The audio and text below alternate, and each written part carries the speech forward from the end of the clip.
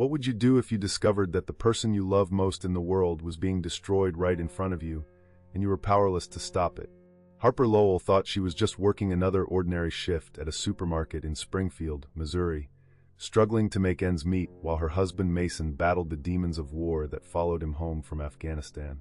But when her manager cornered her in a locker room far from the security cameras, she had no idea that someone was listening to every cruel word, every humiliating threat, every promise to destroy her life. Mason heard everything from the shadows, paralyzed by his own trauma, forced to witness his wife's suffering without being able to protect her. What he discovered that night would unravel a conspiracy of stolen veteran donations, forged documents, and people who disappeared for asking too many questions. Now Harper must make an impossible choice: stay silent and lose everything, or fight back against powerful people who have already proven they'll do anything to protect their secrets. But the real question is, what's hidden inside locker number 12 that's worth destroying innocent lives to keep secret? This is a story about courage found in the darkest moments, about love that refuses to break even under impossible pressure, and about the devastating price of standing up for what's right when the whole system is designed to make you fall. If you want to know how this story unfolds and discover the shocking truth that changed everything, make sure to follow our channel, leave a like if you're already hooked, and comment below telling us where you're watching from. Your support means everything to us. The clock read 9:47 p.m. when Harper Lowell pushed open the door to locker room 12 at Evergreen Market in Springfield, Missouri. The fluorescent lights flickered once before flooding the narrow corridor with their cold, sterile glow. She could still feel the ache in her shoulders from pushing shopping carts through the rain for the past hour, her sneakers squeaking against the linoleum floor with each exhausted step. Her blonde hair, tied back in a messy ponytail, clung to her neck in damp strands. All she wanted was to finish this last task, clean the locker room, clock out, and go home to the small apartment she shared with her husband on the south side of town. But Harper didn't know that she wasn't alone. Behind the half-open door, hidden in the shadows between two metal lockers, sat Sergeant Mason Lowell. His back was pressed against the cold wall, knees drawn to his chest, hands trembling as he tried to control his breathing. The therapy session had ended badly tonight, another failed attempt to silence the screams that lived in his head since Kabul.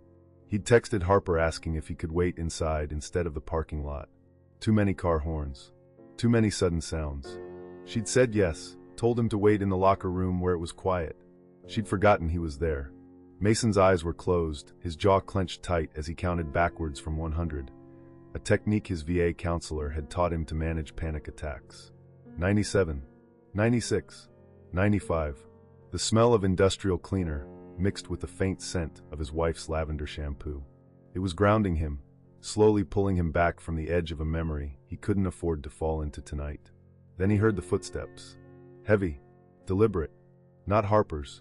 Mason's eyes snapped open just as the door swung wider and a man's silhouette filled the frame behind his wife. Derek Collins, the store manager.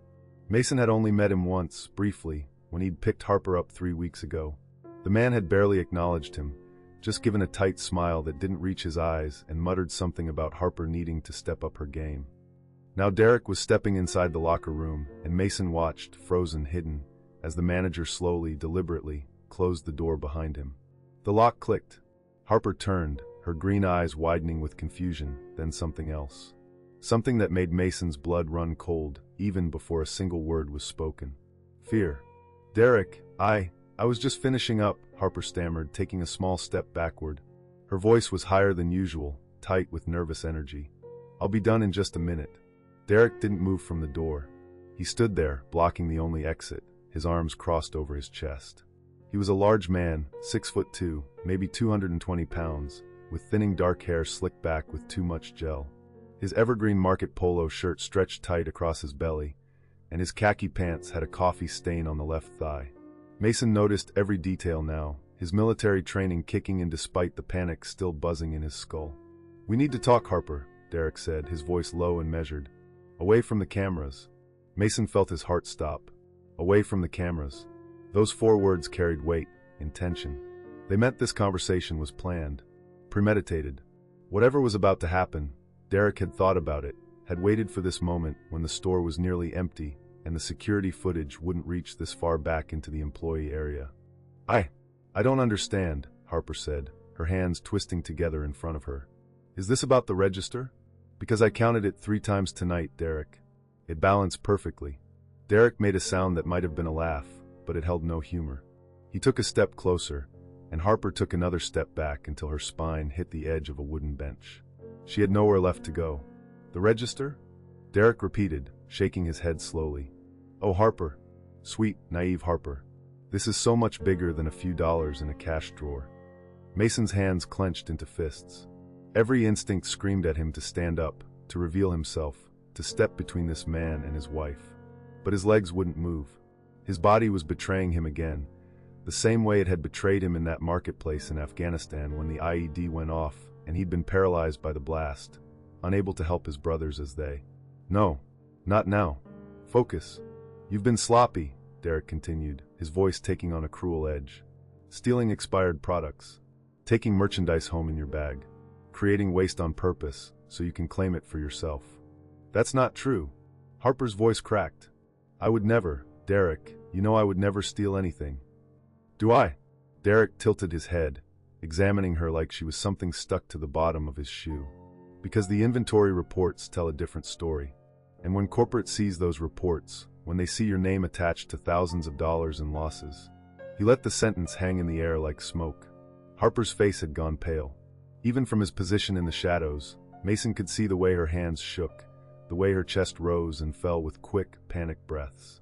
She looked small suddenly, diminished, like she was shrinking under the weight of Derek's accusations. I can't. She couldn't even form complete sentences anymore. Derek smiled. Actually smiled. You know what I think, Harper? He took another step closer, and Mason watched as his wife pressed herself harder against the bench, trying to create distance that didn't exist. I think you're ashamed. I think you're embarrassed that you're working this dead-end job at 28 years old, struggling to make rent on that sad little apartment on Maple Street. I think you're humiliated that your husband, the big, brave soldier, can't even hold down a steady job since he came back. Mason's vision blurred red. I think, Derek continued, his voice dropping to almost a whisper, that maybe your husband pretends to be a hero overseas because he can't be one here. Because he can't take care of you, can't provide for you, can't even. Stop. Harper's voice was barely audible, tears streaming down her face now. Please stop. But Derek wasn't done. You know what they say about military wives, Harper? He leaned in close enough that Mason could see Harper recoil from his breath. They say you're all just waiting. Waiting for your husbands to crack under the pressure. Waiting to find someone stronger. Someone who can actually. My husband is a good man, Harper whispered, her voice breaking completely. He's sick. He's trying. We're trying. Derek laughed, a genuine laugh this time, full and mocking. Trying isn't good enough in the real world, sweetheart. Out here, you either perform or you're gone. And right now you're failing. Spectacularly. From his hiding place, Mason felt something shift inside his chest. The panic that had frozen him was transforming into something else. Something focused and sharp and burning hot. His breathing steadied. His hands stopped shaking. The training took over. The training that had kept him alive through 3 tours, through firefights and ambushes and the kind of chaos most people couldn't imagine. He was going to remember every word of this. Every detail. Every second.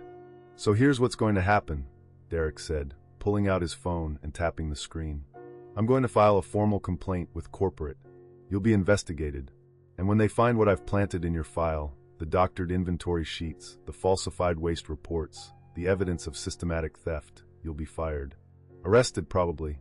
Maybe even prosecuted. Harper's legs gave out, and she sank onto the bench, sobbing into her hands. Unless, Derek added, the word hanging heavy with implication. Harper looked up through her tears, desperate, hopeful. Unless what? Derek crouched down in front of her, bringing himself to her eye level. His smile widened. Unless you cooperate. Unless you help me with a few arrangements. There's a situation with some veteran donations that have gone missing. Substantial donations. Food, supplies, cash. And I need someone to take the fall for it. Someone whose name is already flagged in the system. What? Harper's voice was barely a whisper. What are you talking about? The donations for veteran organizations, Derek said slowly, like he was explaining something to a child. The ones that come through here every month, they've been redirected. And the paper trail, well, it's about to lead right to you, Mrs. Lowell. Poetic, isn't it? The military wife stealing from military charities. Mason felt bile rise in his throat. His entire body was rigid now, every muscle coiled tight. The word veterans echoed in his skull like a gunshot. He wanted to move, to act, to tear this man apart with his bare hands. But something held him back, some instinct that told him to wait, to listen, to gather every piece of information before making his move.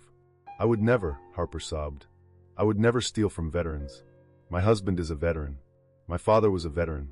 I would rather die than—" "Well, you might not have to die," Derek interrupted, standing back up. "But your career here is certainly dead. Your reputation is dead. And when your husband finds out what you've been accused of, when he sees his name dragged through the mud because of you—" He shrugged. "That marriage of yours? Probably dead too." Harper was shaking so hard the bench rattled beneath her. Derek moved toward the door, then paused with his hand on the lock. He turned back to her with an expression that was almost pitying. "Think about it, Harper. Think about what matters more, your pride or your survival. You've got until Monday to decide. Come to my office, apologize for your behavior tonight, and we'll discuss how you can make this all go away. Or don't, and watch everything you love burn to the ground." He unlocked the door and pulled it open, letting the harsh fluorescent light from the hallway spill in. "Oh, and Harper?" He glanced back at her one more time. "What's in locker 12? It needs to stay right where it is. Don't even think about looking. Don't even think about telling anyone. Because if you do—" He let the threat linger, unfinished but crystal clear. Then he was gone. The door swung shut behind him, leaving Harper alone, or so she thought, in the suffocating silence of the locker room. She sat there for what felt like hours but was probably only seconds, her entire body racked with silent sobs, her hands covering her face as if she could hide from the shame and terror consuming her. She didn't see Mason rise slowly from his hiding place. She didn't see the way his jaw was set, his eyes dark and focused. She didn't see him slip something small and metallic into his pocket, a rusted key he'd found on the floor earlier, when he was trying to ground himself during the panic attack. A key marked with a tiny stamp number, 12. Harper stood up on shaking legs, wiped her face with her sleeve, and left the locker room without looking back. She walked quickly through the empty store, past the darkened checkout lanes and the rows of silent shopping carts, out into the parking lot where the rain had finally stopped and left everything glistening under the orange sodium lights. She got into their old Honda Civic, the one with the dent in the passenger door and the "Support Our Troops" bumper sticker that was peeling at the edges, and sat there in the darkness, trying to compose herself before driving home. Inside the store, Mason stood in the empty locker room, staring at locker 12. His hands were steady now. His breathing was calm. The panic was gone, replaced by something colder, harder, more dangerous. He'd heard everything. Every word. Every threat. Every humiliation. And in that moment, Sergeant Mason Lowell made a decision that would change everything. He was going to find out what Derek Collins was hiding. He was going to protect his wife. And he was going to make sure that man never, ever hurt Harper again. The key felt heavy in his pocket, like it carried more weight than just metal, like it held answers to questions he didn't even know he should be asking yet. Outside, Harper started the car and drove away, unaware that her husband had witnessed her darkest moment, unaware of the storm that was about to break over Evergreen Market, unaware that the man she loved, the man who sometimes couldn't leave their apartment because of his demons, was about to become her greatest defender. The fluorescent lights hummed overhead. Locker 12 stood silent against the wall, its small metal door hiding secrets that would soon unravel everything. And in the empty locker room, Mason whispered a promise to the shadows. "I heard you, Derek, and now everyone else will too." Harper didn't sleep that night. She lay in their bed, the one they'd bought secondhand from a veterans charity sale 3 years ago, with the squeaky spring in the middle and the faded blue comforter that had seen better days, and stared at the ceiling. The digital clock on Mason's nightstand blinked 3:47 a.m. in angry red numbers. Beside her, Mason's breathing was steady, rhythmic, the breathing of someone who'd finally found peace after hours of restlessness.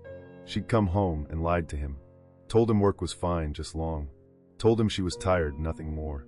He'd looked at her with those deep brown eyes that had seen too much war, too much death, and she'd smiled. Actually smiled. Because the last thing Mason needed was another burden to carry, another weight on shoulders that were already buckling under the invisible load of PTSD and survivor's guilt and all those night terrors that woke him screaming about sand and blood and brothers he couldn't save. So Harper had kissed his forehead, told him she loved him, and climbed into bed with her secret eating her alive from the inside out. Now, in the darkness, she replayed Derek's words over and over like a broken record. The accusations, the threats, the way he'd smiled when he mentioned the veteran donations. That smile had been the worst part, not angry or cruel, but satisfied, pleased with himself.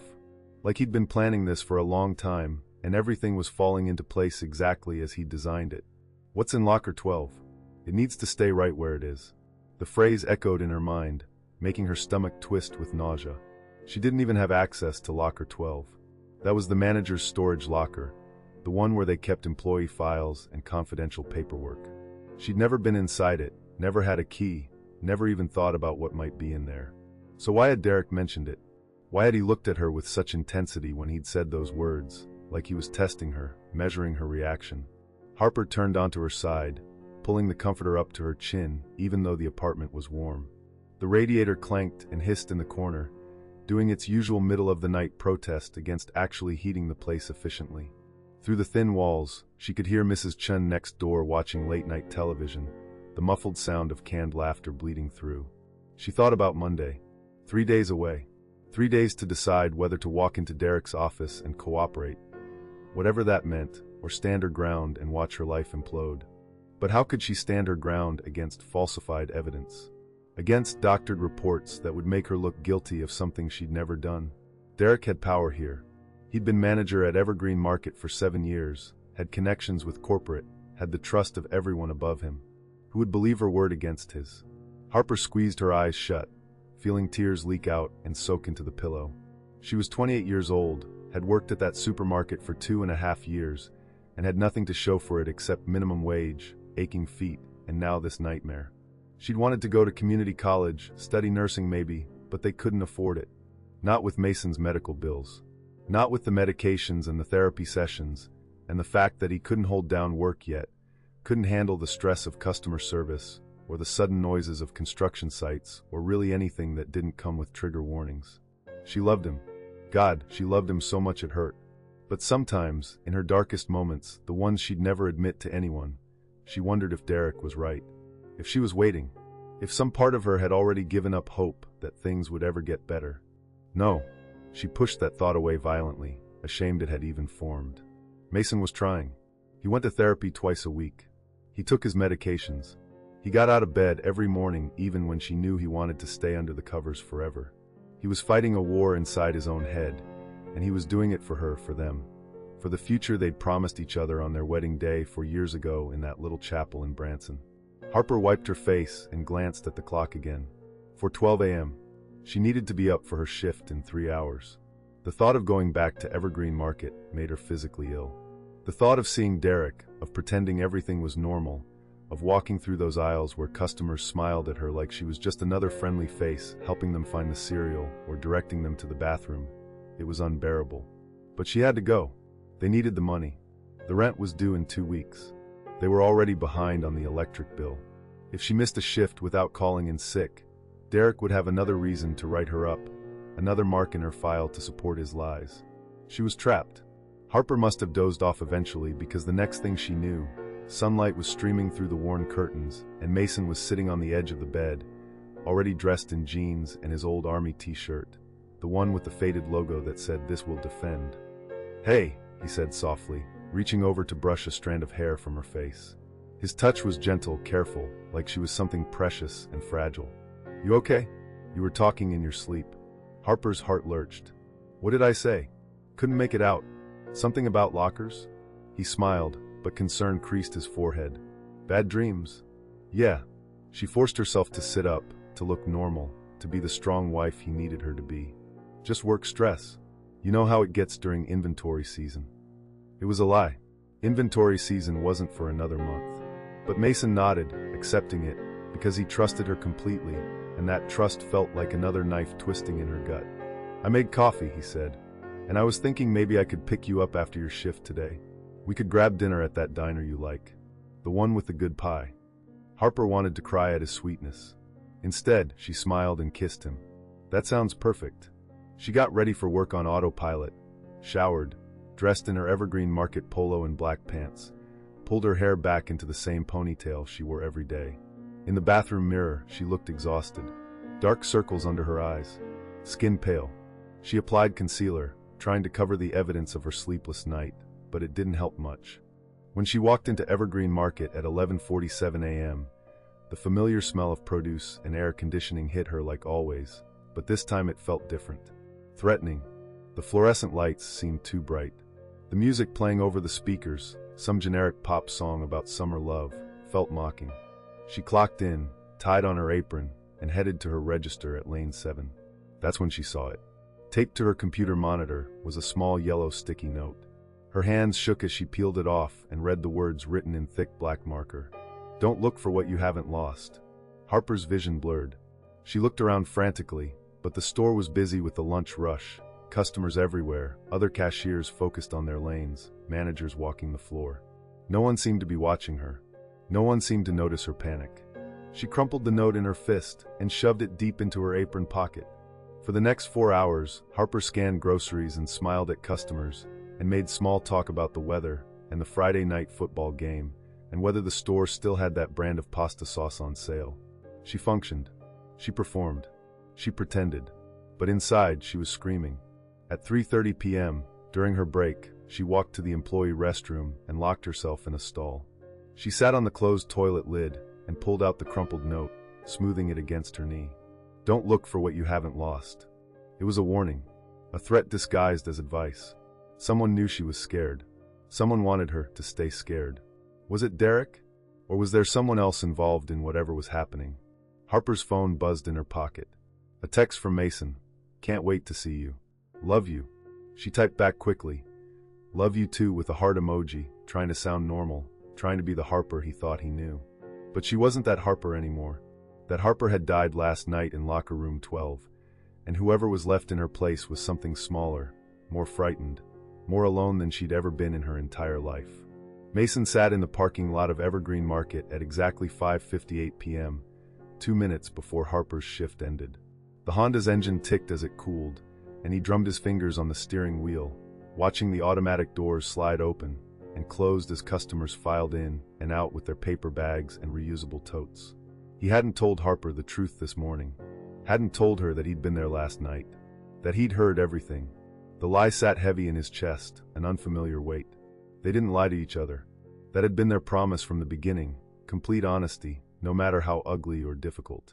But this morning, when she'd woken up with those dark circles under her eyes and that forced smile on her lips, he'd made a split-second decision to stay quiet. Because if he told her he'd been hiding in that locker room like a coward while Derek Collins humiliated her, degraded her, threatened her, if he admitted that he'd sat frozen in the shadows while his wife suffered, she would try to comfort him. She would make excuses for his paralysis.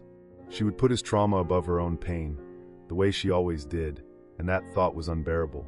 So Mason had kept his mouth shut and watched her pretend everything was fine, watched her lie just as convincingly as he had, and the space between them had grown just a little bit wider. But he hadn't been idle. After Harper left for work, Mason had pulled out his laptop, the old Dell with the cracked screen that he'd bought at a pawn shop, and started digging. He'd learned a lot of skills in the Army that translated surprisingly well to civilian investigation. Patience, attention to detail, the ability to connect disparate pieces of information into a coherent picture. He'd started with Evergreen Market's public financial records, then moved to local news archives, then to social media posts from current and former employees. By noon, he'd compiled a list of inconsistencies that made his skin crawl. 3 employees had quit abruptly in the past 18 months, all without explanation. 2 had filed complaints with HR that went nowhere.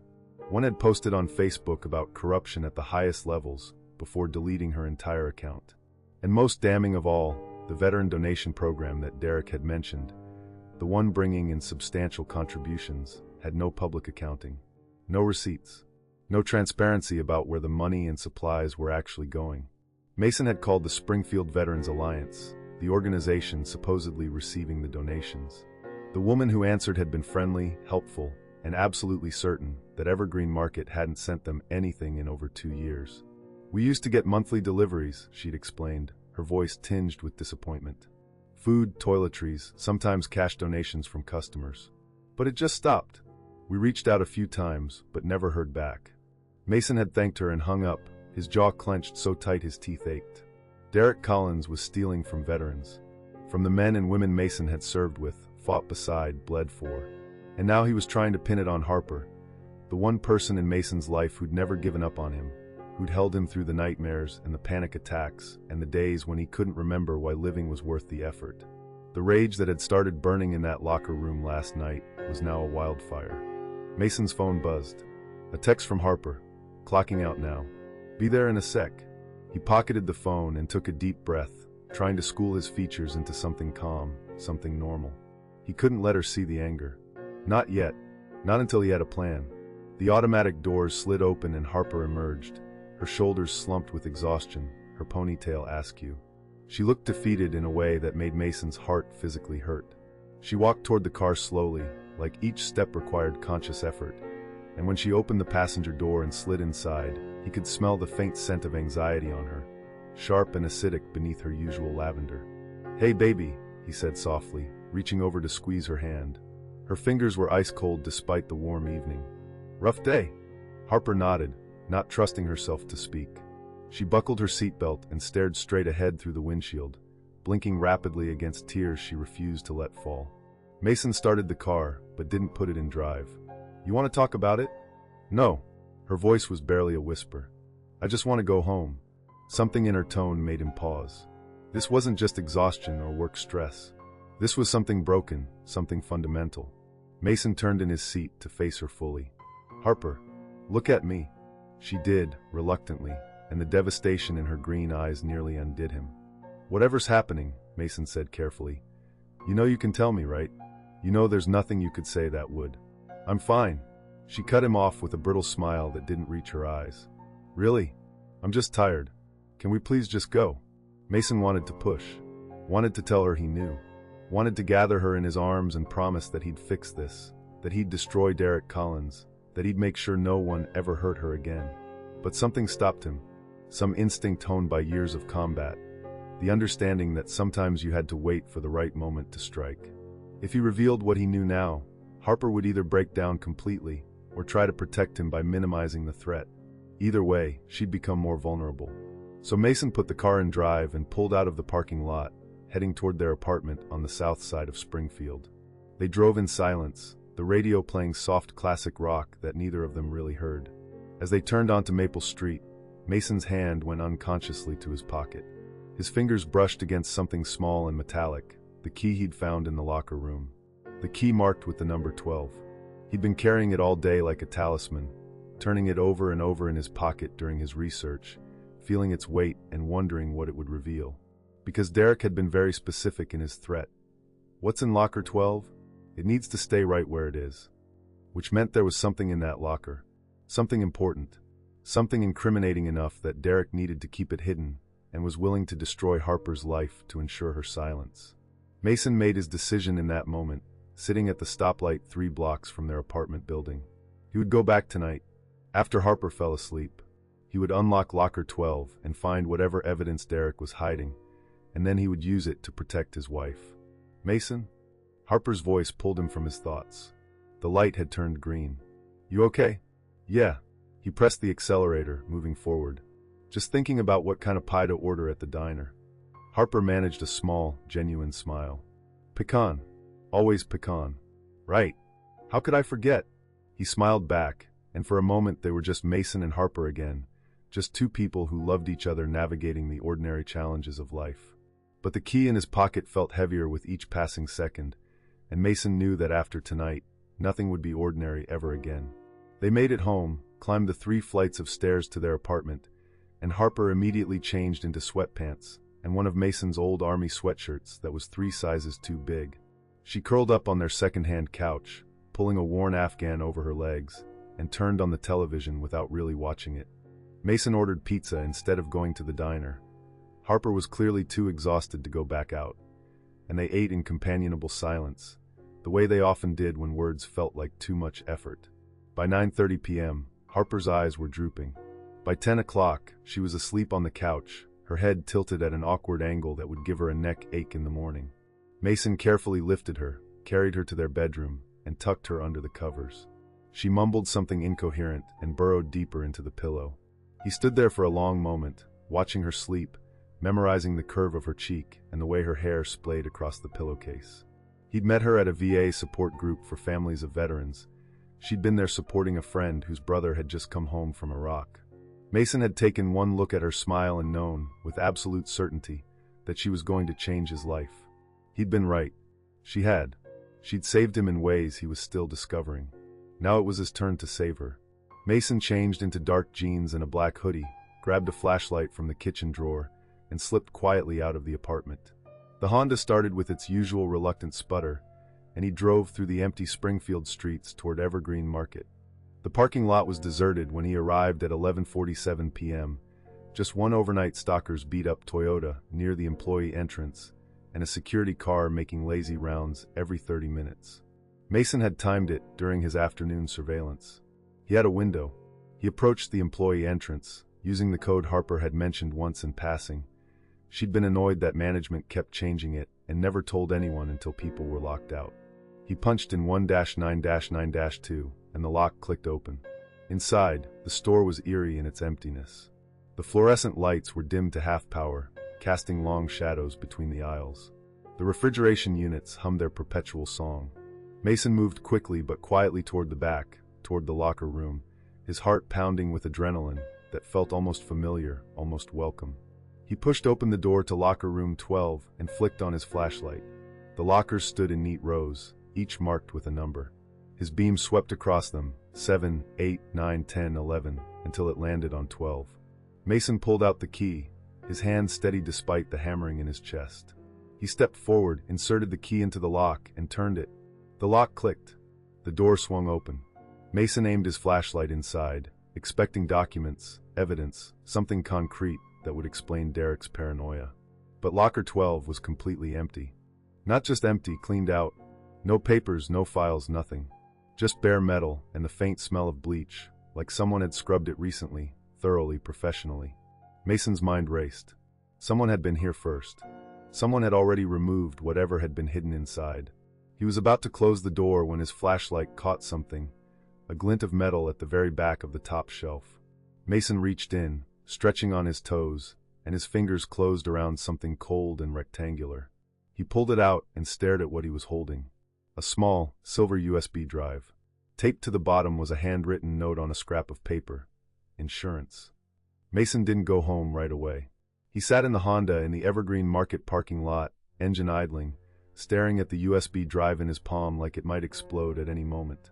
The tiny device felt impossibly heavy, weighted with secrets he wasn't sure he wanted to know. The word insurance kept repeating in his mind, written in that hurried, desperate handwriting.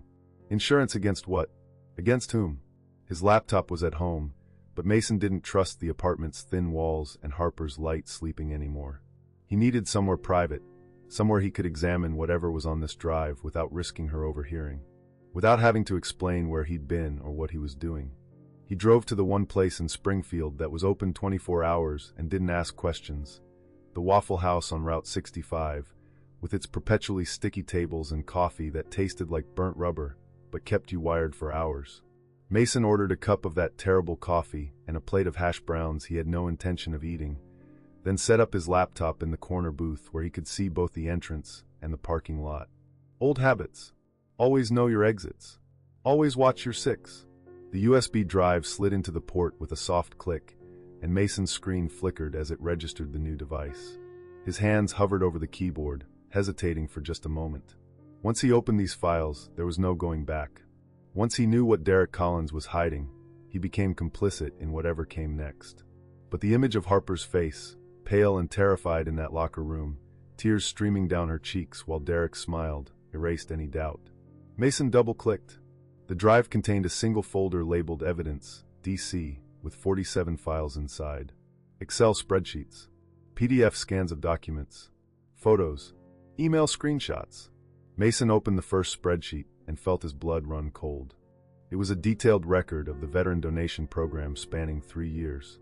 Every donation received, every dollar collected from customers at checkout, every box of supplies delivered to the store.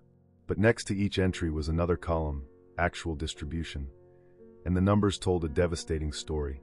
Out of $127,000 in cash donations collected over 3 years, only $8,500 had made it to actual veteran organizations. The rest had been redirected to an account listed simply as DC Operations. Derek Collins Operations. Mason scrolled through page after page of doctored receipts, falsified delivery confirmations, and forged signatures from veteran organization directors who probably had no idea their names were being used. It was systematic, meticulous, and absolutely damning. But worse than the financial fraud were the photos. Mason clicked on the image files and found pictures taken with a cell phone, grainy, time-stamped, clearly shot in secret. They showed Derek loading boxes marked Veteran Relief Fund into the trunk of his personal car. Derek meeting with a man in an empty parking lot, exchanging cash. Derek inside what looked like a storage unit, surrounded by pallets of canned goods and toiletries that should have gone to homeless shelters and VA facilities. The most recent photo was dated 4 days ago. It showed Derek standing in locker room 12, holding a file folder, looking directly at the camera with an expression of pure rage, like he just discovered he was being photographed. Mason's mind raced. Someone had been documenting Derek's crimes. Someone inside Evergreen Market had collected this evidence, probably over months or years, building a case against him. And that person had hidden it in locker 12, waiting for the right moment to use it. But who? And why leave it behind? Mason was so absorbed in the files that he didn't notice the waitress refilling his coffee until she cleared her throat. He slammed the laptop shut instinctively, his heart hammering. "Sorry, honey," the waitress said, raising her hands apologetically. She was in her 60s, with kind eyes and the name tag, Dolores, pinned to her orange uniform. "Didn't mean to startle you. You just looked like you'd seen a ghost." Mason forced a smile. "Long night. Thank you for the coffee." Dolores nodded but didn't leave immediately. She glanced at the untouched hash browns, then back at Mason's face, and something in her expression shifted. A recognition, maybe, or understanding. "You military?" she asked quietly. Mason nodded, surprised. "Army. 3 tours. My son did 2 in Afghanistan." Her voice softened with pride and pain mixed together. He's having a hard time adjusting. PTSD, nightmares, the whole 9 yards. His wife is trying, but..." She trailed off, shaking her head. "It's hard on everyone," Mason said, meaning it. "Tell your son there's help. The VA has programs. Support groups. It gets better." "Does it?" Dolores asked, and the naked hope in her question made Mason's chest tight. "Some days," he admitted. "And that's enough to keep going." Dolores patted his shoulder gently and moved on to another table, leaving Mason alone with his secrets and his cooling coffee. He reopened the laptop and continued digging through the files. Near the bottom of the folder, he found something that made his stomach drop, a Word document titled Final Warning. Doc. Mason opened it and read, "Derek, I've tried to give you chances. I've tried to believe you when you said it was temporary, that you were borrowing, that you'd pay it back. But it's been 3 years, and you've stolen from the people who deserve our help the most. I have copies of everything. Every transaction, every lie, every dollar you've taken. If you don't turn yourself in by the end of this month, I'm going to the police. I'm going to corporate. I'm going to every news station in Missouri. You can't threaten me anymore. You can't fire me or intimidate me or make me disappear like you did to Rachel and Marcus. I have insurance now, and if anything happens to me, this all goes public automatically. Do the right thing for once in your miserable life. TG. TG." Mason's mind immediately jumped to the elderly employee who'd watched him so intently near locker 12 the other night. The one who'd seemed nervous, who'd lingered like he wanted to say something but couldn't quite bring himself to speak. He pulled out his phone and Googled Evergreen Market, Springfield, Missouri employees. The store's Facebook page came up, full of cheerful photos of staff members at company picnics and holiday parties. Mason scrolled through them until he found what he was looking for. A photo from last Christmas showing a white-haired man in his 70s wearing a Santa hat and an Evergreen Market apron, smiling uncomfortably at the camera. The caption read, "Our wonderful Thomas Garrison, celebrating 15 years with the Evergreen family. Thomas Garrison, TG." Mason had found the person who'd collected the evidence. The person who'd stood up to Derek Collins and paid the price for it, because that note was dated 2 months ago, and Mason had a terrible feeling about what "make me disappear" meant. He closed the laptop and sat back in the booth, his mind working through the implications. If Thomas Garrison had threatened to expose Derek, and Derek had responded by setting up Harper as a scapegoat. Then there was a plan already in motion. A plan that required a fall person, someone vulnerable, someone who wouldn't fight back. Someone like his wife. Mason's phone buzzed. A text from Harper. "Where are you? Woke up and you were gone." Getting worried. He checked the time, 4:23 a.m. He'd been at the Waffle House for nearly 5 hours, so absorbed in the evidence that he'd lost track of everything else. He typed back, "Couldn't sleep. Went for a drive. Heading home now. Love you." But before he could start the car, another text came through. Not from Harper this time, from an unknown number. "Stop looking. Last warning." Mason's blood froze. He stared at the message, reading it over and over, trying to understand how anyone could know what he was doing. Had someone followed him?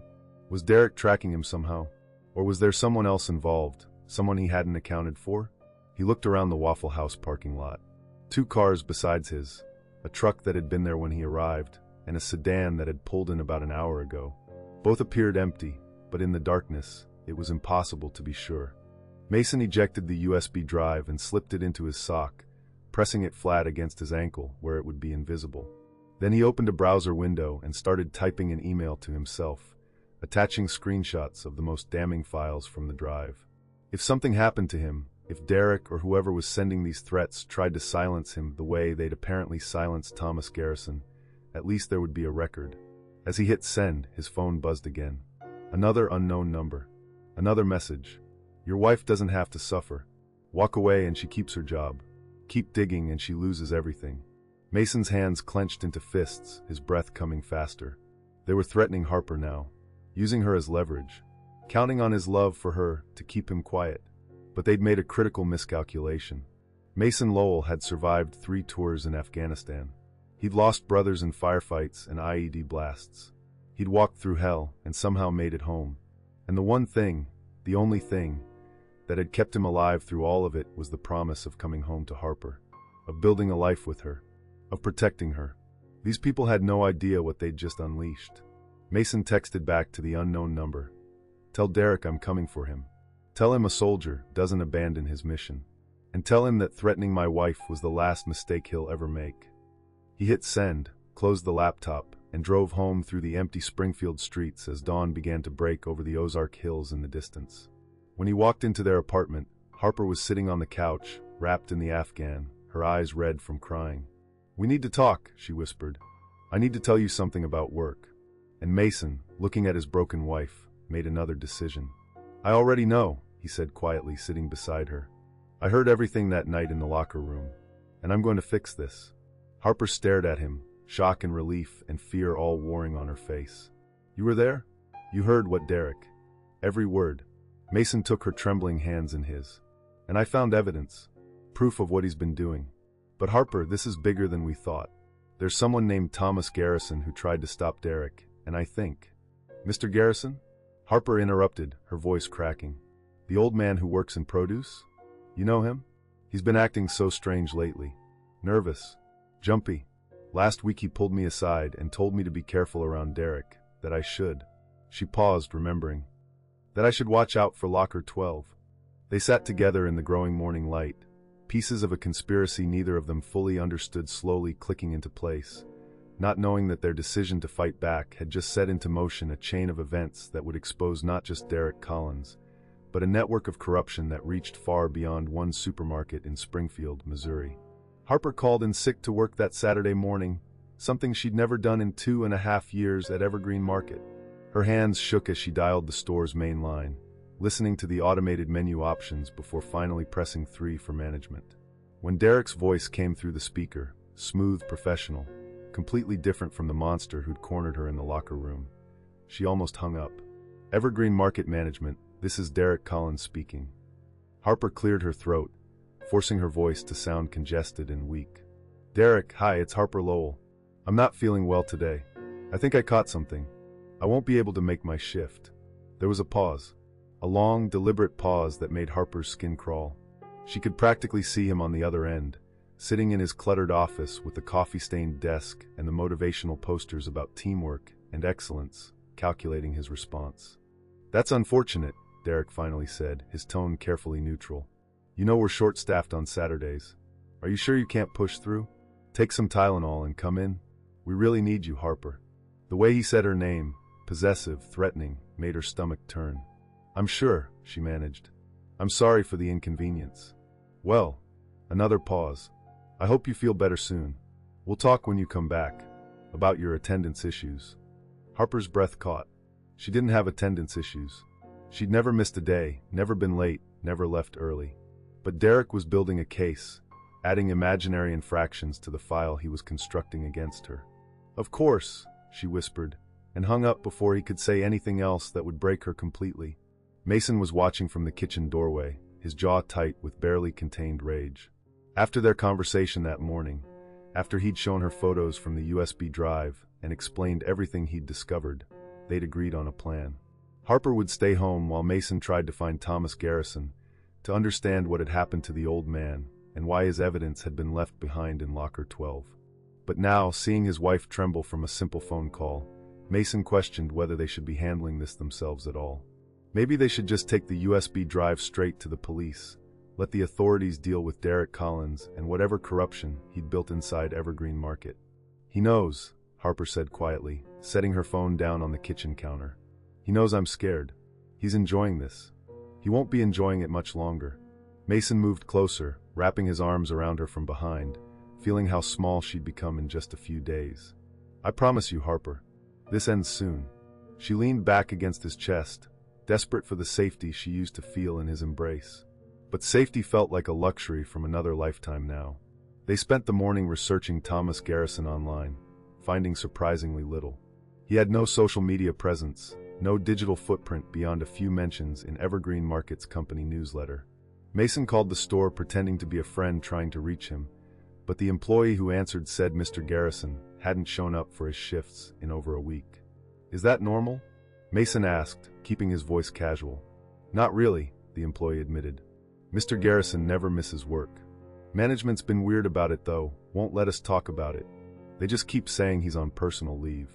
Mason thanked her and hung up, his suspicions deepening. Personal leave that nobody could discuss. A disappearance that happened right around the time Derek would have discovered someone was collecting evidence against him.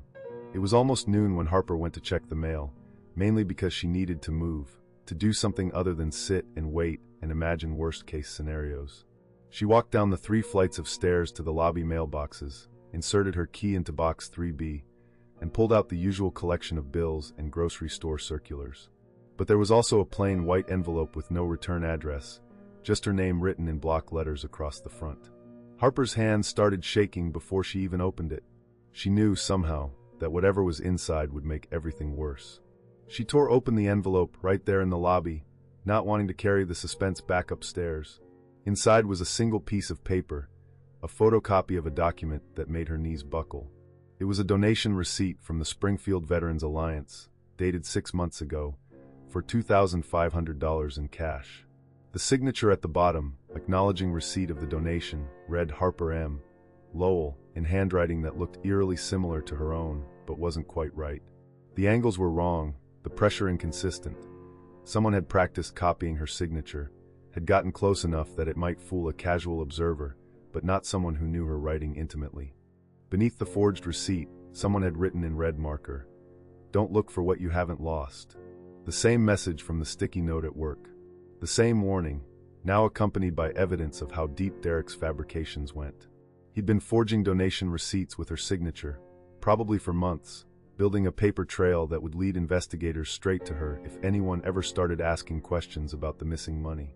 Harper ran back upstairs, bursting through the apartment door so suddenly that Mason jumped up from the couch, immediately on alert. What happened? What's wrong? She couldn't speak, just handed him the envelope with shaking hands. Mason read the document once, then again, his expression darkening with each passing second. "This is fake," he said quietly. "Your signature, the whole thing, it's a forgery." "I know that, and you know that, but will the police know that?" Harper's voice rose with panic.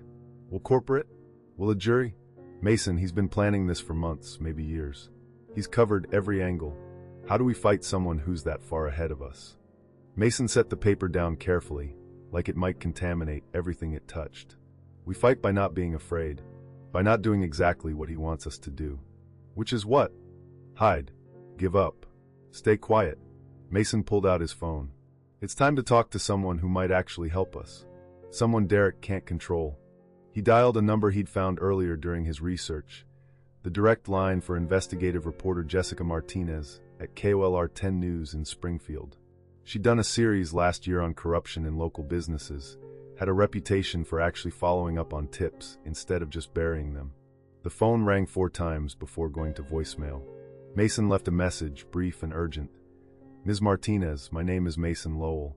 I have evidence of systematic fraud at Evergreen Market in Springfield.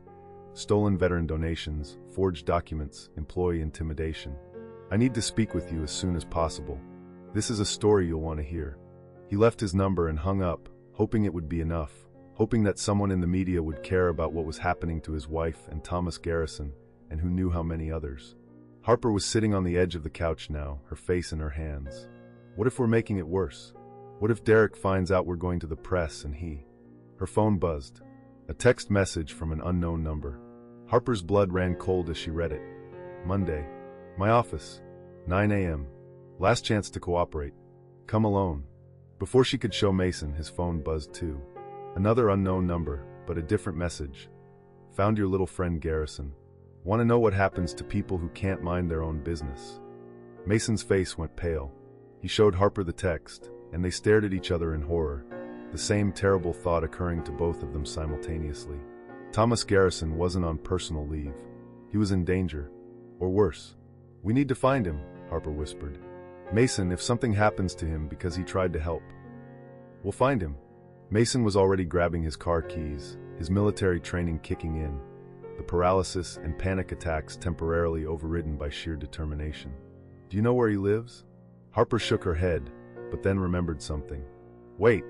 Last Christmas, at the store party, Mr. Garrison mentioned living near Wilson's Creek battlefield. He said he liked taking walks there, that it reminded him of his father, who was a Civil War historian. It wasn't much, but it was something. Mason pulled up a map on his phone, zooming in on the residential areas surrounding the National Battlefield site.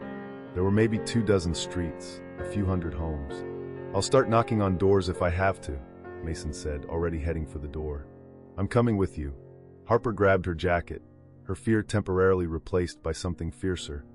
The need to do something, anything, instead of just waiting to be destroyed. They drove to the Wilson's Creek area, parking at the Battlefield Visitor Center and starting their search systematically, street by street. It was a long shot, a desperate gamble, but what choice did they have? They were on their 4th Street when Harper suddenly grabbed Mason's arm. That's him. That's Mr. Garrison's car. She pointed to a faded blue Buick parked in the driveway of a small ranch house with peeling paint and an overgrown lawn. The mailbox was overflowing, newspapers were piled on the front porch, and all the curtains were drawn tight. Mason approached cautiously, his instincts screaming that something was wrong. He knocked on the door, no answer. Knocked again, louder this time. Still nothing. Mr. Garrison? Harper called out. It's Harper Lowell from Evergreen Market. We just want to make sure you're okay. A sound from inside. Faint, muffled, like furniture scraping against floor. Then a voice, weak and raspy. Go away. Please. They're watching. They're always watching. Mason and Harper exchanged glances. The old man was inside, alive but clearly terrified. Mr. Garrison, we found your evidence, Mason said through the door. The USB drive in locker 12. We know what Derek's been doing. We want to help you, but we need to talk. Please. A long silence. Then slowly, the sound of locks being undone. The door cracked open, and Thomas Garrison's face appeared in the gap, gaunt, unshaven, his eyes red and haunted.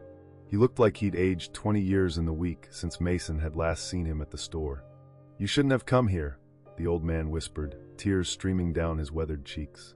You should have stayed away. Now they'll come for you too. Just like they came for Rachel. Just like they came for me. And before Mason could ask what he meant, a car turned onto the street behind them.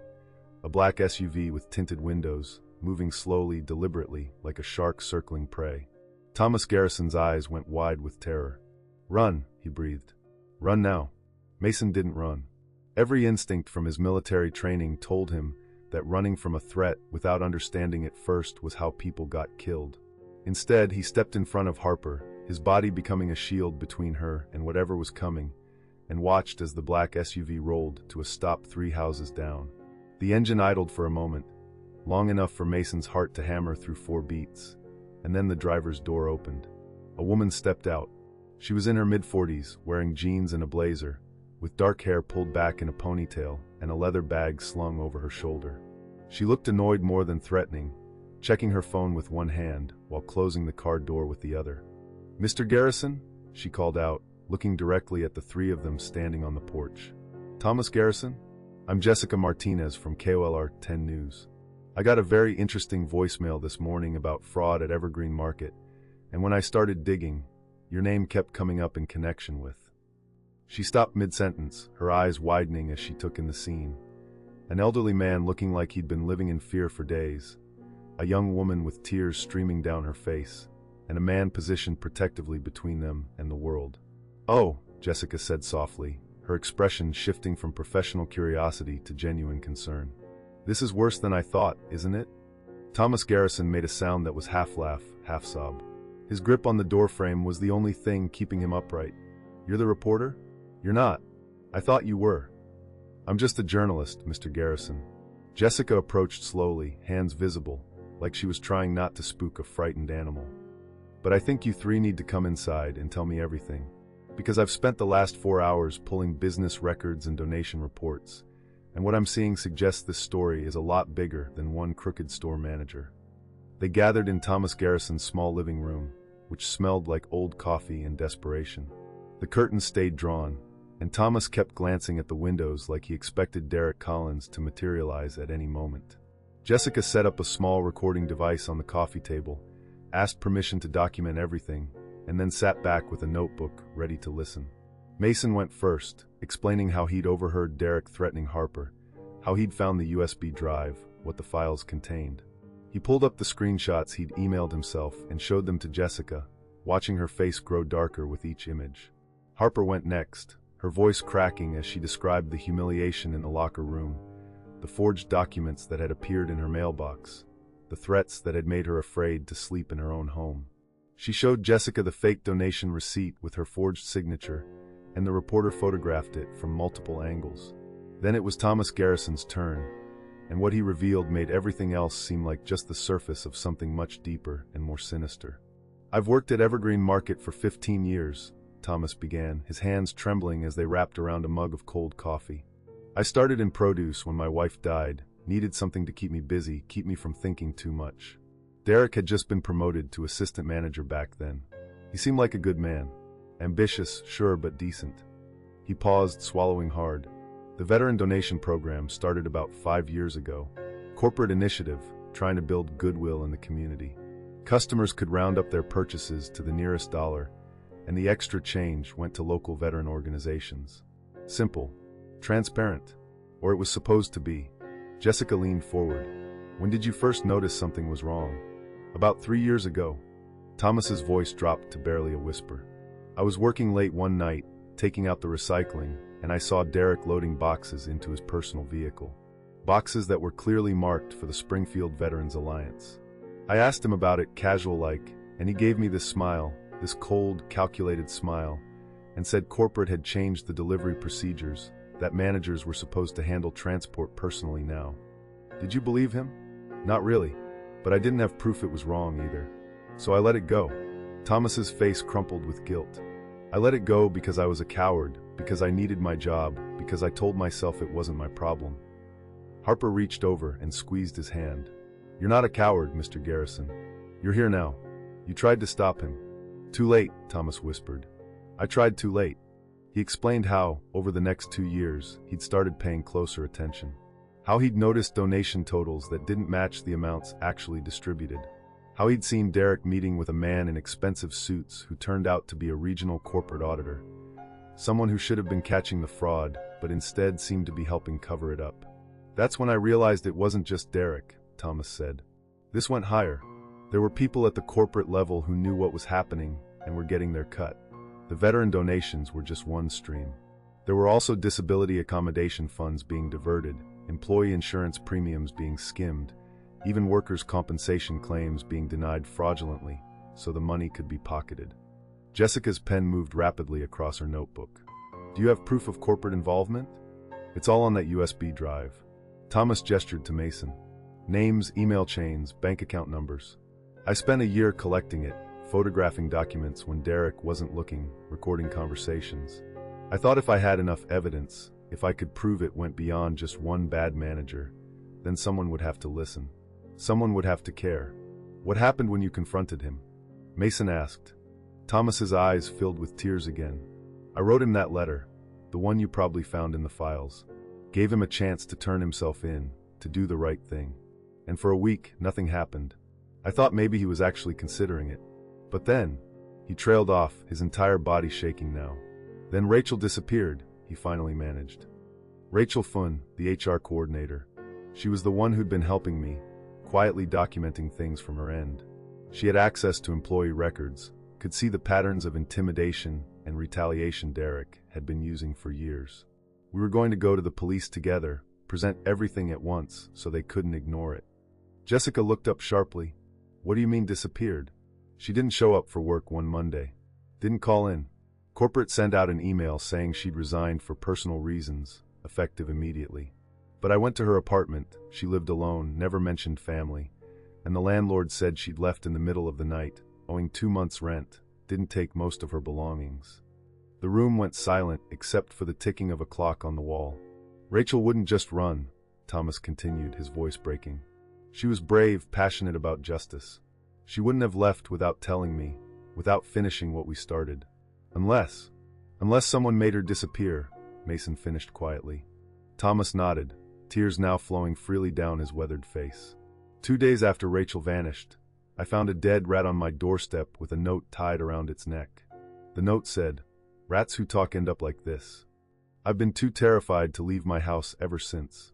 I called in sick to work, stopped answering my phone, hid the USB drive in locker 12 because I thought if something happened to me, someone would eventually find it.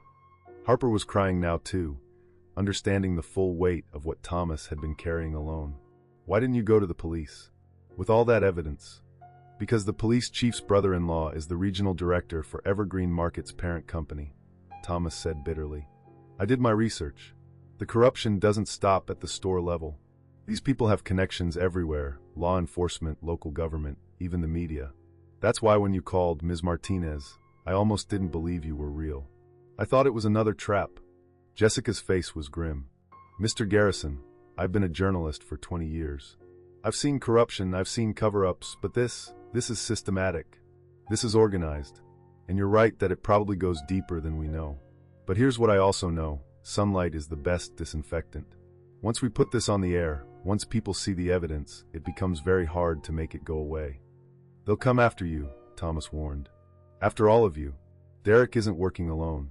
He has resources, connections, people who will do whatever it takes to protect this pipeline of money they've built. Let them come. Mason's voice was steel. His hand found Harper's and squeezed. I didn't survive Afghanistan just to let some small-time criminals destroy my wife's life. And I sure as hell didn't fight for this country, so people like Derek Collins could steal from the veterans I served with. Jessica smiled, a fierce, determined smile. That's the attitude we need. Here's what I propose. I take all this evidence back to my station. My producer is someone I trust completely. We build the story, verify everything, get it ready to air. But we don't go public until we have you three somewhere safe, somewhere Derek and his people can't reach you. How long will that take? Harper asked. 48 hours. Maybe less if we work through the night. Jessica was already packing up her equipment. In the meantime, I need you all to act normal. Don't let Derek know you're onto him. Harper, can you go to work Monday like nothing's wrong? Harper's face went white. He wants me in his office Monday morning. He said it's my last chance to cooperate. Perfect, Jessica said, though her expression suggested it was anything but. Go to that meeting. Let him think he's won. But wear this. She pulled a small device from her bag, about the size of a button. It's a wire, audio and video. Whatever he says, whatever he does, we'll have it on record. That's how we nail him, Harper. Not just with financial records, but with his own words. Mason immediately shook his head. Absolutely not. You're asking her to walk into a room alone with someone who's already threatened her, who's made people disappear. I'll do it, Harper interrupted, her voice stronger than it had been in days. I'll do it because someone has to stop him. Because if I don't, he'll just find another vulnerable person to victimize. Another Harper. Another Rachel. She turned to Mason, her green eyes blazing with determination. You taught me something these past few days. You taught me that being brave doesn't mean not being scared. It means being scared and doing the right thing anyway. So that's what I'm going to do. Thomas Garrison stood up on shaking legs and walked over to Harper. He took both her hands in his weathered ones and looked at her with something like awe. Your husband said you were special. He was right. When did Mason say that? Harper asked, confused. Thomas smiled sadly. That night in the locker room, when Derek was... He couldn't finish the sentence. Your husband was there, hiding. After Derek left and you ran out, Mason stayed behind for a moment. He looked at me, I was restocking shelves nearby, and he whispered, "That's my wife, the most special person in the world, and I'm going to make sure that monster never hurts her again." Then he disappeared before I could respond. Harper turned to Mason with tears streaming down her face, and he pulled her into his arms, holding her like she was the only thing anchoring him to the earth. Jessica cleared her throat softly. Okay, here's the plan. Monday morning, 9 a.m., Harper goes to that meeting wearing the wire. Mason, you'll be in my news van outside with me and my cameraman. At the first sign of trouble, we come in. At any point Harper says a code word, let's make it insurance. Since that seems to be our theme, we come in immediately. She looked at each of them in turn. This is dangerous. I won't pretend it isn't. But it's also necessary. These people have been stealing from veterans, intimidating employees, ruining lives for years. It ends Monday. Are we all in agreement? 3 voices answered as one. Yes. Monday morning arrived with the weight of an execution day. Harper woke at 5:30 a.m., her body jerking out of a nightmare she couldn't quite remember, but that left her heart racing and her sheets damp with sweat. Beside her, Mason was already awake. She could tell by the tension in his breathing, the way his body was rigid beneath the covers despite his closed eyes. They'd both been pretending to sleep for hours. It's going to be okay, Mason whispered into the darkness, though neither of them believed it. Harper turned to face him, their noses nearly touching on the shared pillow. In the dim light filtering through the curtains, she could see the fear in his eyes. Fear for her, fear of losing her, fear that his broken mind and body wouldn't be enough to protect her if everything went wrong today. I know, she lied, because that's what you did when you loved someone. You lied about being brave, even when you were terrified. They got ready in silence, moving through their small apartment like ghosts haunting their own lives. Harper showered, letting the hot water run over her skin until it turned cold, trying to wash away the dread that clung to her like oil. She dressed carefully in her evergreen market uniform, the green polo that she'd worn hundreds of times but that today felt like armor, or maybe a target. Mason helped her attach the wire Jessica had given them. His hands trembled as he positioned the tiny camera, disguised as a button, on her shirt. The audio recorder, no bigger than a pack of gum, fit into her bra where Derek would never think to look. Mason's fingers brushed against her skin, and she felt him flinch, pulling back like he'd been burned. "I'm sorry," he muttered. "I should be going in there instead of you. I should be the one." "Stop." Harper grabbed his hands, holding them between her own. "We've been over this. Derek won't talk to you. He won't incriminate himself in front of another man, especially not a veteran. His ego won't allow it. But me? He thinks I'm weak. He thinks I'm broken. That's our advantage." Mason's jaw clenched. "I hate that we have to use your pain as a weapon. Then let's make sure it's the last time anyone has to." Harper kissed him softly, tasting coffee and fear on his lips.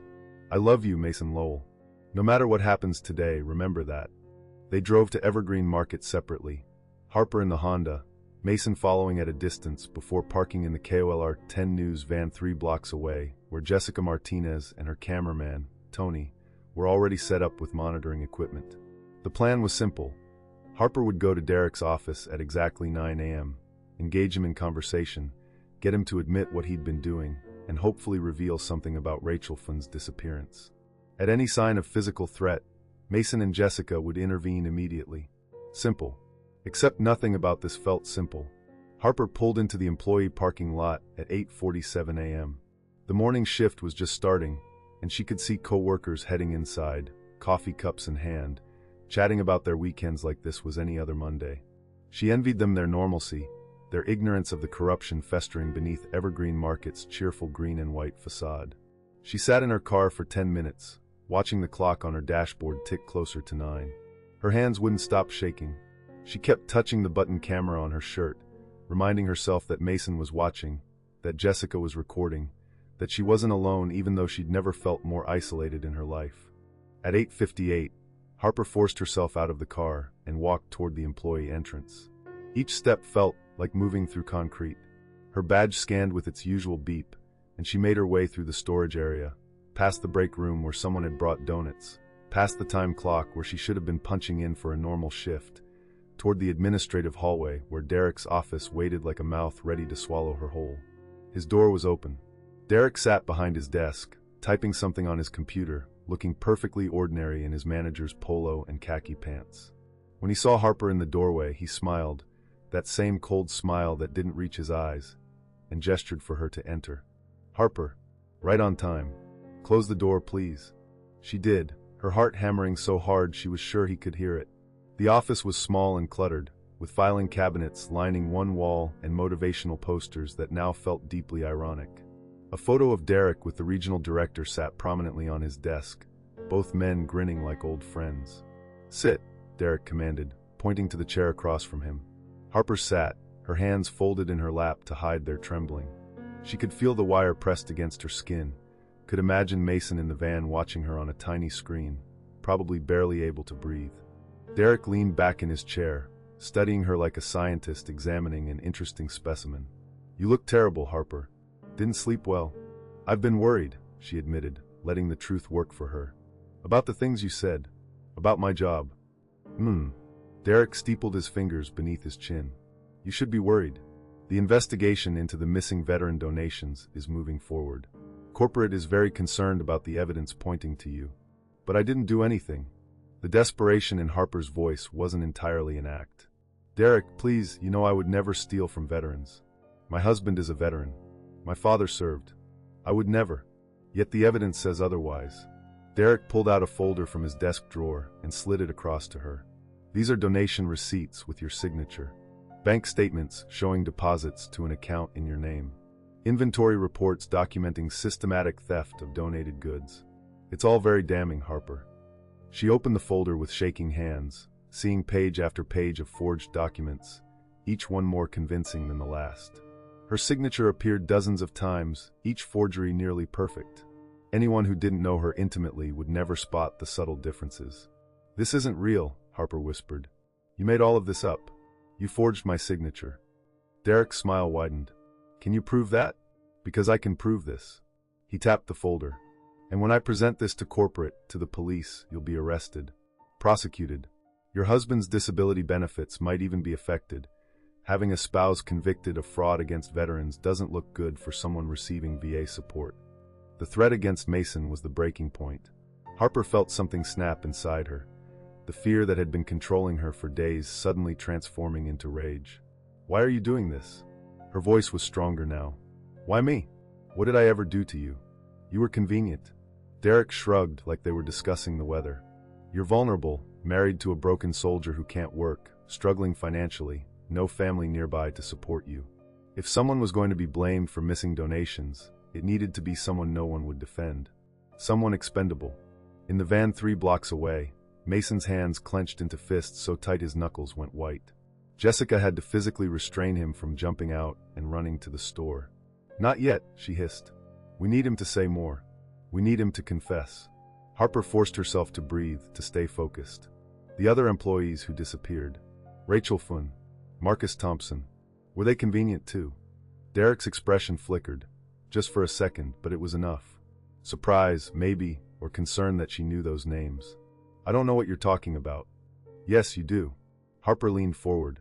"Rachel was helping Thomas Garrison document your fraud. And then she vanished. Where is she, Derek? What did you do to her?" Derek's smile disappeared completely. He stood up slowly, walking around the desk toward Harper with deliberate steps. "You've been talking to Thomas. That was very stupid, Harper. Very, very stupid." "He told me everything," Harper continued, her voice shaking but defiant. "About the stolen donations. About the corporate cover-up. About how you've been intimidating employees for years. And who's going to believe a paranoid old man and a desperate wife of a PTSD case?" Derek was standing over her now, his bulk intimidating in the small office. "You have no proof. Thomas's so-called evidence disappeared weeks ago. And even if you had something, you'd never be able to use it. There are people far more powerful than you protecting this operation. Like the regional director? Harper gestured to the photo on his desk. Is he getting a cut? Is that why the audits always come back clean? Derek grabbed her arm suddenly, hard enough to bruise. Shut up. You're in way over your head, and you don't even realize it. Let go of me, Harper said, her voice steady despite her terror. Or what? Derek squeezed harder. You'll run to your pathetic husband? The man who can barely leave your apartment without having a breakdown. You think he's going to save you?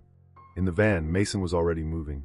Jessica tried to stop him, but he shoved past her, bursting out onto the sidewalk and sprinting toward Evergreen Market with Tony the cameraman running behind him, camera rolling.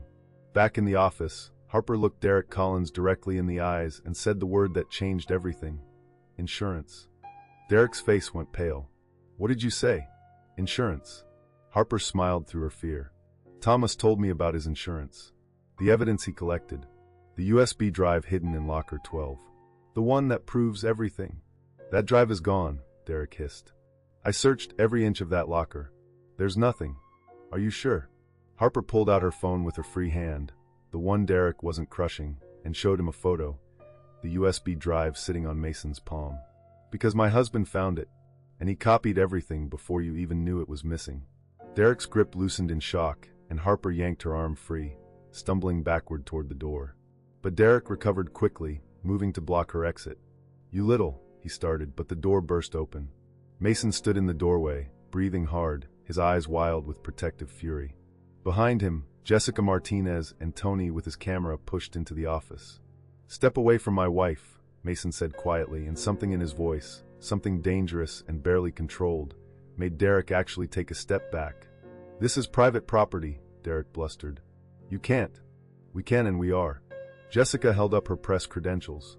Derek Collins, I'm Jessica Martinez with KOLR 10 News, and we have some questions about the veteran donation fraud you've been operating for the past 3 years. Would you like to comment on camera? Derek's face cycled through shock, rage, and finally calculation. I'm not saying anything without a lawyer. That's probably wise, Jessica agreed, because based on the evidence we've compiled, including the recording of your conversation with Mrs. Lowell just now, you're going to need a very good one. The office door flew open again. This time it was Mr. Garrison, flanked by 2 Springfield police officers who Jessica had convinced to stand by after showing them preliminary evidence. Thomas looked small but determined, pointing a shaking finger at Derek. That's him, Thomas said, his voice cracking with emotion. That's the man who's been stealing from veterans. Who threatened me. Who made Rachel disappear. One of the officers stepped forward, hand on his belt.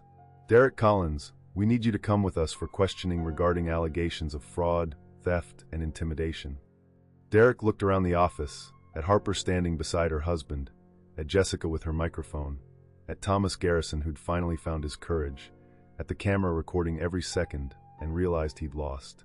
This isn't over, he said to Harper as the officers led him away. You have no idea how deep this goes. No idea who you're really dealing with. But Harper, standing in Mason's protective embrace, her co-workers gathering in the hallway to watch their manager being escorted out in handcuffs, finally felt like she could breathe. Yes, it is, she whispered. It's finally over. The story broke on KOLR 10 News that evening at 6 o'clock, and by 7, it had gone viral across Missouri and beyond. Jessica Martinez's report was devastating in its thoroughness. She presented the financial records showing 3 years of systematic theft, totaling over $180,000 in veteran donations. She showed the forged signatures, the fake receipts, the doctored inventory reports. She played clips from Harper's wire recording, Derek's voice crystal clear as he threatened her, admitted to framing her, boasted about making employees disappear. But the moment that made the story explode into national news was when Jessica revealed the contents of Locker 12. Not just the USB drive that Thomas Garrison had hidden, though that alone would have been enough, but what the police discovered during their search of Evergreen Market after Derek's arrest. A false back panel in Locker 12 that opened into a hidden compartment containing boxes of documents Derek had kept as his own insurance against the people above him. Corporate emails showing the regional director explicitly authorizing the donation fraud in exchange for kickbacks. Text messages between Derek and a local police lieutenant discussing how to handle employee complaints. Bank statements proving that 5 different managers across the Evergreen Market chain were running similar schemes, all coordinated through corporate. And most shocking of all, a folder marked contingency plans that contained detailed dossiers on employees Derek considered threats. Rachel Finn's file was 3 inches thick. Harper watched the news report from their apartment couch, Mason's arm wrapped around her shoulders, both of them still processing everything that had happened. When Jessica showed Rachel's photo on screen, a young woman with kind eyes and a bright smile, and explained that police had located her in a women's shelter in Kansas City, where she'd been hiding under an assumed name, Harper broke down sobbing. "She's alive," Harper gasped between tears. "Oh God, she's alive." Mason held her tighter, his own eyes wet. "She's safe now. You're safe now." But Harper was crying for more than just relief. She was crying for Rachel, who'd spent months in hiding, terrified for her life. For Thomas Garrison, who'd lived in fear in his own home. For all the employees who'd been intimidated into silence over the years. For herself and Mason, and the nightmare they'd survived. And she was crying because she was angry, furious, actually, that it had taken this much suffering, this much courage, this much risk just to expose something that corporate could have stopped years ago if anyone had cared enough to look. The days following the broadcast were a blur of police interviews, FBI investigations, fraud involving veteran organizations brought federal charges, and media attention that Harper found both validating and exhausting. The story grew larger as more victims came forward. Former Evergreen Market employees from across Missouri who'd been fired for asking questions, who'd been threatened into silence, who'd watched Derek and others like him steal with impunity while good people struggled. The regional director was arrested on corruption charges. The police lieutenant who'd been helping cover up complaints was suspended pending investigation. The CEO of Evergreen Market's parent company gave a press conference announcing a complete overhaul of their donation programs and internal oversight, though his carefully worded apology rang hollow to Harper, who knew he'd been willfully blind to the corruption happening under his watch. 3 weeks after Derek's arrest, Harper received a letter in the mail. The return address was a women's shelter in Kansas City, and the handwriting on the envelope was careful and precise. She opened it with trembling hands, Mason reading over her shoulder. "Dear Harper, you don't know me, but you saved my life. My name is Rachel Finn, and I was the HR coordinator at Evergreen Market before I had to disappear. I've watched your story on the news, seen your courage in standing up to Derek when I couldn't, and I need you to know that you're a hero. Not just to me, but to everyone who's ever been victimized by powerful people who think they can act without consequences. I'm writing to explain what happened to me, because I think you deserve to know the full truth about Locker 12 and why it became so important to this whole terrible story. 2 years ago, I started noticing irregularities in employee files. People who complained about workplace conditions would suddenly have performance reviews downgraded. Those who questioned management decisions would find themselves written up for infractions they didn't commit. It was systematic, deliberate, and it was coming from Derek. When Thomas Garrison approached me about the veteran donation fraud, everything clicked into place. Derek wasn't just stealing money. He was running a complete intimidation operation to keep employees silent. Anyone who threatened to expose him was either fired, transferred, or worse. Thomas and I decided to build a case together. He documented the financial fraud, while I documented the employee intimidation. We planned to go to the police together, present everything at once so they couldn't ignore it or bury it. But Derek found out. I don't know how. Maybe someone overheard us talking. Maybe he was monitoring our computers. One night, I came home to find my apartment had been broken into. Nothing was stolen, but someone had left a note on my pillow.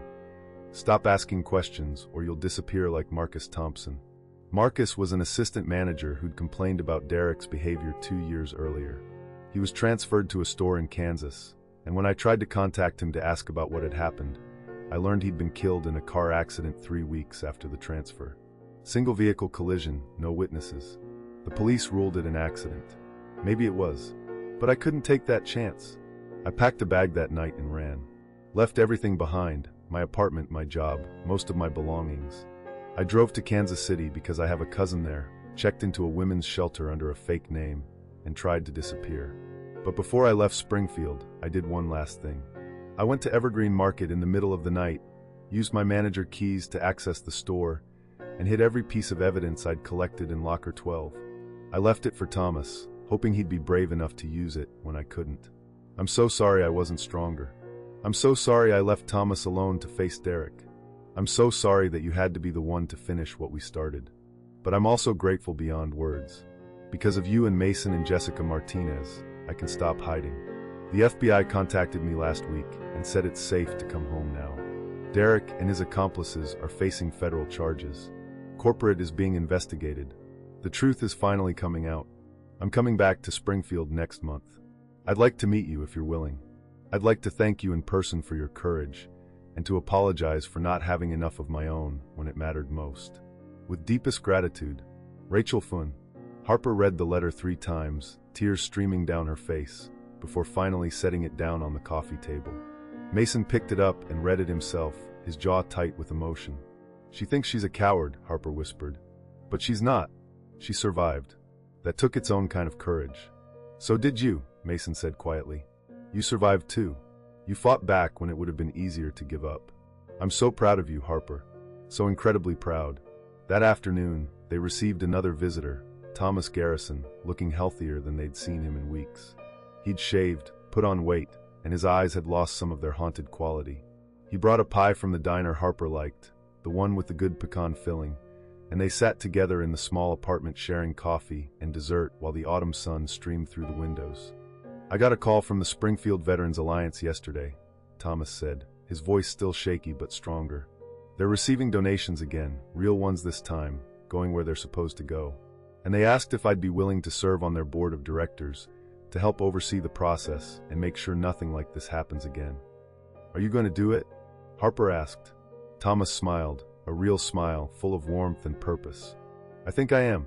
Feels like maybe I can turn all this ugliness into something good. Help the people Derek was stealing from. Before he left, Thomas pulled an envelope from his jacket pocket and handed it to Harper. This was in the hidden compartment in locker 12. The police gave it to me, and I think you should have it. After Thomas departed, Harper opened the envelope with Mason beside her. Inside was a handwritten letter, not from Rachel, but from Derek Collins himself. It was dated 3 weeks before Harper's confrontation in the locker room, and it appeared to be a draft of a termination letter for her employment. Effective immediately, Harper Lowell will be terminated from Evergreen Market for cause, including but not limited to theft of company property, falsification of donation records, and conduct unbecoming of an employee. Mrs. Lowell will be escorted from the premises by security and is prohibited from returning to any Evergreen Market location. Criminal charges may be filed at corporate's discretion. Below the typed text, Derek had written in pen, "She won't have the strength to fight back. She won't even try." Harper stared at those words for a long time, feeling the weight of them, the assumption that she was weak and broken and would simply accept whatever injustice he inflicted. He'd been so confident, so certain that she would crumble, and maybe before all this she would have. Maybe she would have accepted the termination, believed the lies, let him destroy her without protest because fighting back seemed impossible. But she hadn't. She'd fought. She'd survived. She'd won. Harper folded the letter carefully and placed it in a drawer, not to forget, but to remember. To remember what she'd overcome.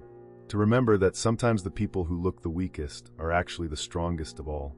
That evening, as the sun set over Springfield and painted their small apartment in shades of gold and amber, Harper and Mason sat together on their second-hand couch and simply breathed. No nightmares. No panic attacks. No fear of what tomorrow might bring. Just two people who'd walked through hell together and somehow made it out the other side, scarred but whole, broken but healing, grateful for the simple miracle of survival. "I love you," Harper whispered into the quiet. "I love you too," Mason answered. "And I promise, I will never let anyone hurt you like that again." "I know," Harper said, and this time she meant it. The final truth about Locker 12 wasn't found in the documents, or the USB drive, or the hidden compartment. It was found in the courage it took to look inside, to face what was hidden there, to refuse to let fear and corruption win.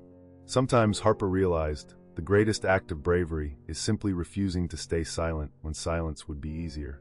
Refusing to be invisible when invisibility would be safer. Refusing to give up when giving up would hurt less. She'd found that bravery in herself, and it had changed everything. Harper and Mason's story reminds us that courage isn't the absence of fear, but the decision to act despite being terrified. It teaches us that sometimes the most powerful weapon against injustice isn't strength or resources, but simply the refusal to stay silent when silence would be easier. How many times do we witness wrongdoing and convince ourselves that speaking up isn't worth the risk? How many people suffer in silence because they believe no one will listen, no one will care, no one will stand beside them when it matters most? Harper could have accepted Derek's threats, could have walked away to protect herself and Mason, could have let fear win. But she chose differently. And that choice didn't just save her own life. It saved Rachel, vindicated Thomas, and exposed a system of corruption that had destroyed countless others. So ask yourself, what would you have done in Harper's position? Would you have found the strength to walk into that office wearing a wire, knowing you might never walk out? Would you have trusted that your voice mattered, that your truth was worth fighting for, even when everything seemed stacked against you? The most profound lesson here isn't about exposing corruption or catching criminals. It's about recognizing that ordinary people, facing extraordinary circumstances, have the power to change everything. Harper wasn't a hero because she was fearless. She was a hero because she was afraid and fought back anyway. And maybe that's what heroism really is. Choosing to be brave for the people you love, even when being brave feels impossible. If this story moved you, if it made you think about the power of standing up for what's right even when it costs you everything, please follow our channel for more stories that will touch your heart and challenge your perspective. Leave a like if Harper's courage inspired you, and share this story with someone who needs to hear it. Comment below and tell us what moment in this story impacted you the most. Your engagement helps us continue bringing you powerful stories that matter. Thank you for being here, for listening, and for believing that one person's courage can change the world.